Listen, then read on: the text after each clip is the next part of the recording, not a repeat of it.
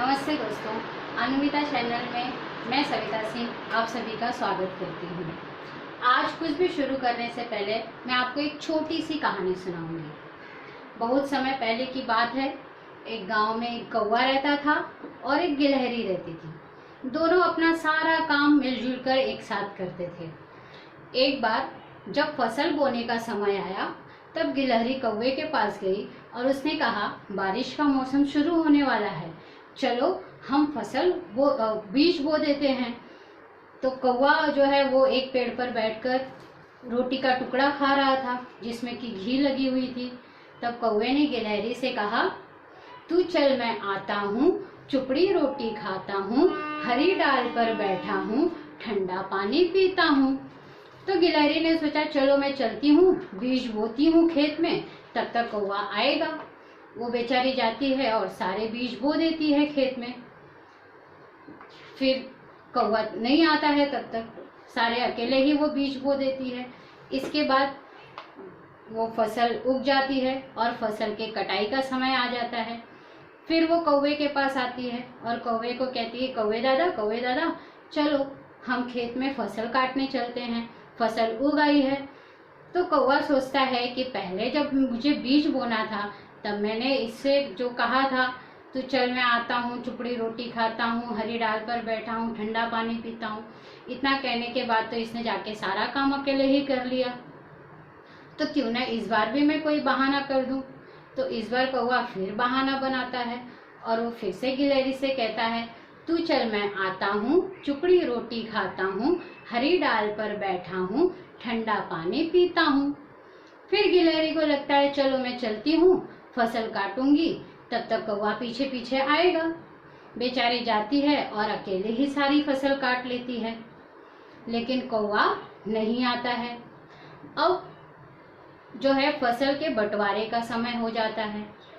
सारा का सारा मेहनत किसने किया? गिलहरी ने।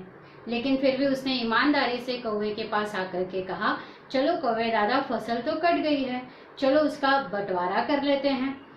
अब कौवा फिर वही बहाना बनाता है और वो फिर उससे कहता है, तू चल मैं आता हूँ, चुपड़ी रोटी खाता हूँ, हरी डाल पर बैठा हूँ, ठंडा पानी पीता हूँ। अब ये सुनकर गिलहरी गुस्से में चली जाती है और इस बार वो अपना अनाज अलग करके अपने घर ले जाती है और कौवे का अनाज वहीं पर छोड़ देती है। रात को अचानक उस दिन बरसात होती है और बरसात होने पर इतनी तेज बारिश होती है कि कौवे का सारा अनाज पानी के साथ बह जाता है। अब कौवा अकेला बैठा बैठा रोने और पछताने लगता है। इस तरह से हमें इस कहानी से ये सीख मिलती है कि हमें कभी भी आलस्य नहीं करना चाहिए।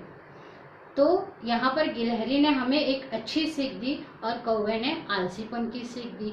तो हमें कहानियों से कुछ अच्छी चीजें सीखनी चाहिए। हमारे पाठ्यक्रम में कहानी लेखन एक ऐसा मुद्दा है, ऐसा विषय है जो कि हमें 5 या 4 नंबर का तो आता ही है। कहानी जो है हमारे मन के भावों को, हमारी कल्पनाओं को व्यक्त करने का एक बहुत अच्छा माध्यम है। जब हम कहानी लिखते हैं, कहानी का लेखन करते समय हमें कुछ बातों का ध्यान रखना चाहिए।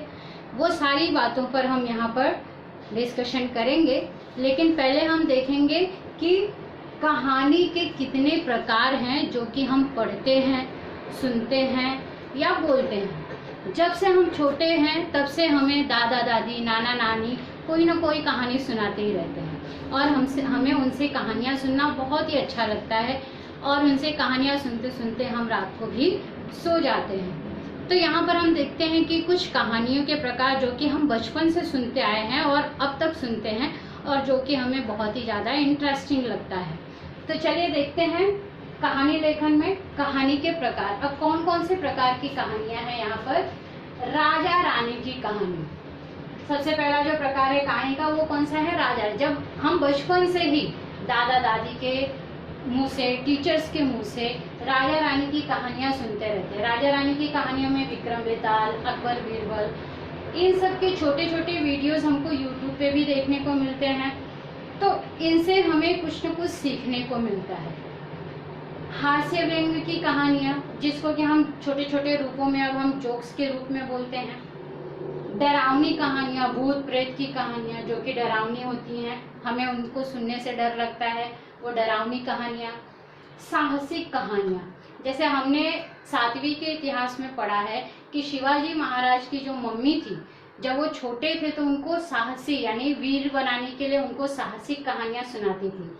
वो अब हम क्या करते हैं, अब हम खुद शिवाजी महाराज की कहानियां सुनते हैं, शिवाजी महाराज के साहस के विषय में सुनते हैं, महाराणा प्रताप के साहस के विषय में सुनते हैं। तो इस प्रकार की कहानियां साहसिक कहानियां। ज्ञान विज्ञान की कहानियां, ज्ञान विज्ञान से भी रिलेटेड बहुत सारी कहानियां, जहाँ जैसे अब्दुल कलाम से रिलेटेड कोई कहानी है, या न्यूटन से, जैसे न्यूटन का गुरुत्वाकर्षण बल के लिए हम एप्पल वाली कहानी सुनते हैं। तो ये सब ज्ञान विज्ञान की कहानियों के अंतर्गत आता है। इसके बाद है यात्रा वृत्तांत की कहानियां। किसी की यात्रा से रिलेटेड अगर कोई कहानी है, किसी के वन से रिलेटेड अगर कोई कहानी हम सुनते हैं, तो वो सारी कहानियां यात्रा वृत्तांत के से संबंधित कहानियों के अंतर्गत आ जाती हैं। तो अब जो है ये जो कहानियां हैं, कहानी का अर्थ ही ये होता है कि जिसके कहने से किसी को कोई हानि नहीं होती, उसे हम कहते हैं कहानी। जिसके कहने से हमें हमारी कोई हानि नहीं होती है, बल्कि उससे हमें कुछ ना कुछ सीखने को मिलता है, उसे हम कहते हैं कहानी। तो चलिए देखते हैं, जब हम लेखन का कार्य करते हैं, कहानी लिखने का कार्य करते हैं, तो कितने प्रकार की कहानियां हम देखते हैं। कहानी लेखन में हम कहानी लेखन के प्रकार देखेंगे। पहले कहानी किस किस प्रकार से हमको पेपर में लिखने के लिए आ सकती है। सबसे पहला जो प्रकार है कहानी का, संकेतों के आधार पर या मुद्दों के आधार पर कहानी लिखने के लिए आता है। एग्जाम में हमको इस तरह से दिया होता है, निम्नलिखित संकेतों के आधार पर या निम्नलिखित मुद्दों के आधार पर कहानी लेखन करो। अब वो जो मुद्दे हैं वो किस तरह से दिए होते हैं, जैसे एक कौवा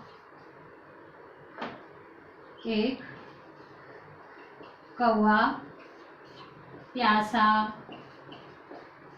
डैश पानी की तलाश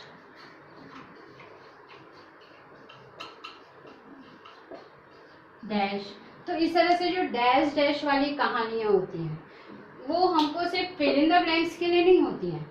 इसका मतलब ये है, ये जो संकेत दिए हुए हैं, एक तरह से मुद्दे दिए हुए हैं, उन मुद्दों को ध्यान में रख करके हमें अपनी कल्पना से इन मुद्दों के आधार पर कहानी बनानी होती है। अब उसमें क्या क्या चीजें हैं वो हम देखेंगे आगे। अब अगला है जो है हमारा शीर्षक के आधार पर कहानी। कभी कभी हमें कोई शीर्षक दे देता है, कोई टॉपिक, शीर्षक का मतलब है टॉपिक। जैसे कोई टॉपिक दे दिया, जैसे यहाँ पर दे दिया लालची कुत्ता।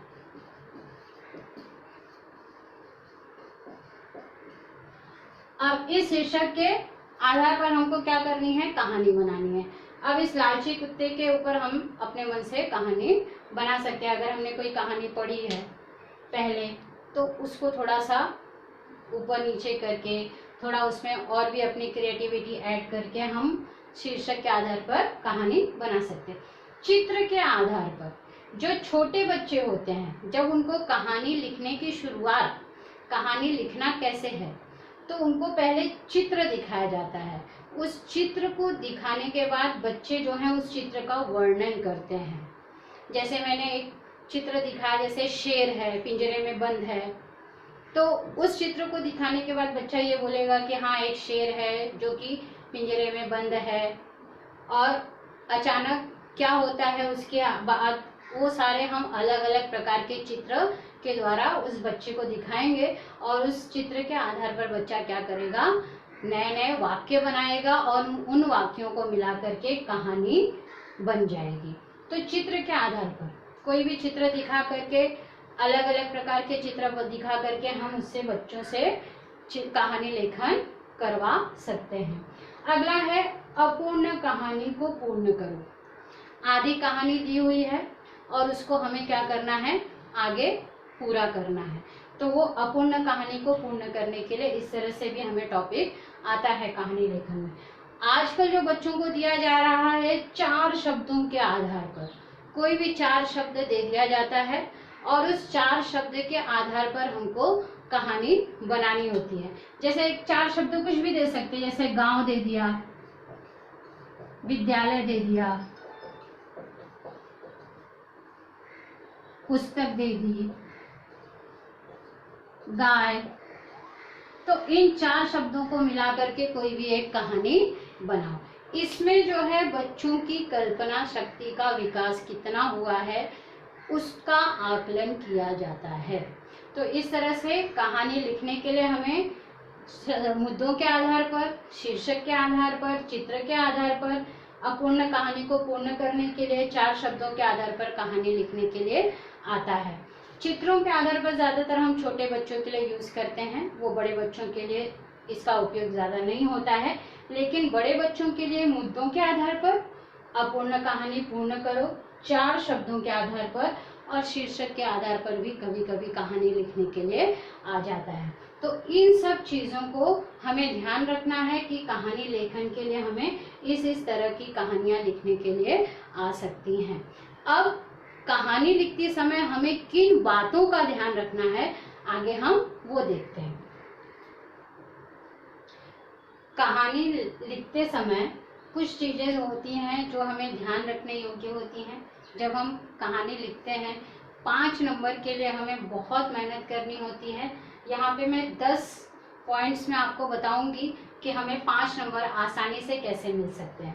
सबसे पहला है, जब हम कहानी की शुरुआत करते हैं, जब हम कहानी लिखना शुरू करते हैं तो हमें कहानी लिखते समय हमेशा उस कहानी की शुरुआत बहुत समय पहले की बात है, एक समय की बात है, इस तरह से उसकी शुरुआत करनी चाहिए। बहुत समय पहले की बात है, एक समय की बात है, एक गांव था, उस गांव का नाम, उस गांव में ये लोग रहते थे, इस तरह से कहानी की शुरुआत होनी चाहिए।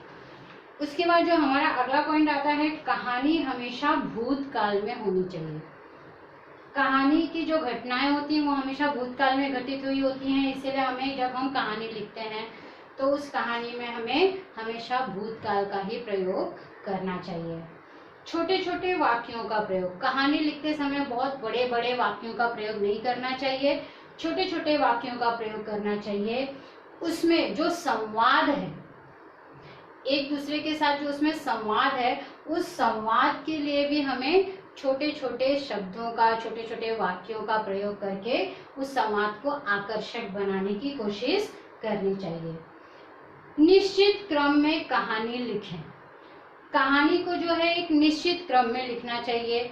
जैसे कौवा है, वो प्यासा है तो उसने पहले मटके में कंकड़ डाल दिया, या पहले उसने पानी पी लिया बाद में कंकड़ डाला, इस तरह का नहीं होना चाहिए।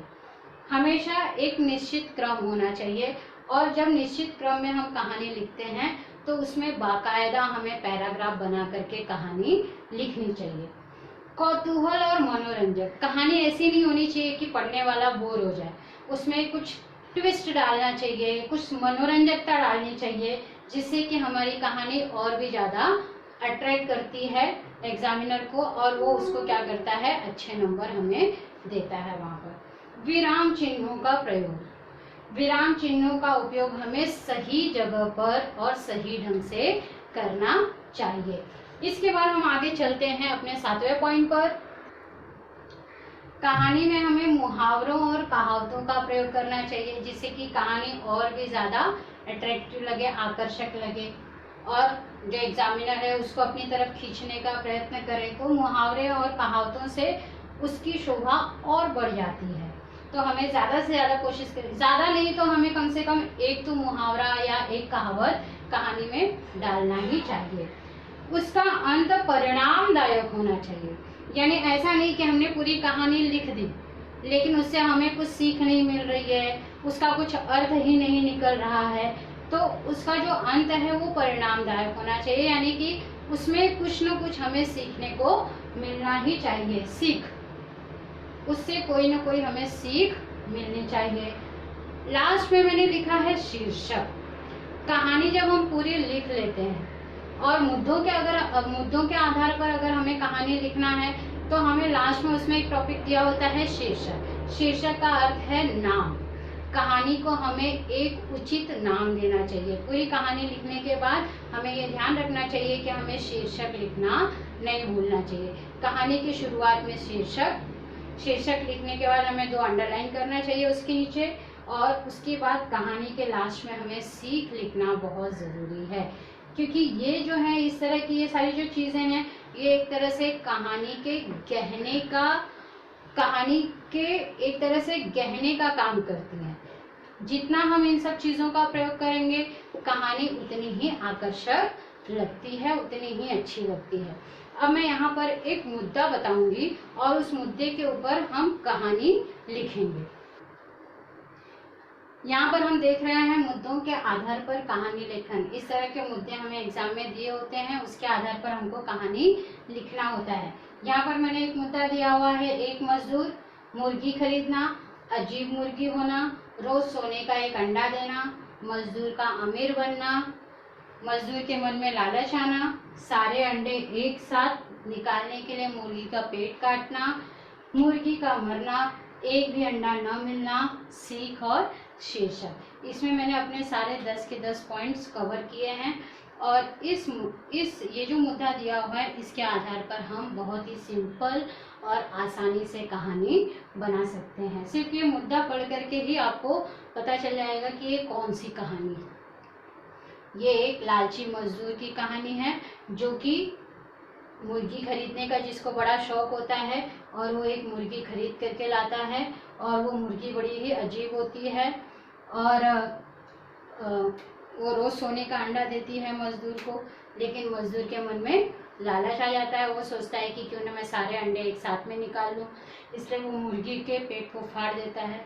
पेट फाड़ने के बाद उसे अंडा तो नहीं मिलता, लेकिन मुर्गी मर जाती है। अब ये हमने कहानी लिखी, अब इस कहानी से हमें क्या सीख मिली और क्या शीर्षक है, ये आप अपने कमेंट में हमें बताइए। अगर आपको ये वीडियो पसंद आता है तो इसे लाइक कीजिए, सब्सक्राइब कीजिए। मिलेंगे फिर अगले वीडियो में, तब तक के लिए धन्यवाद।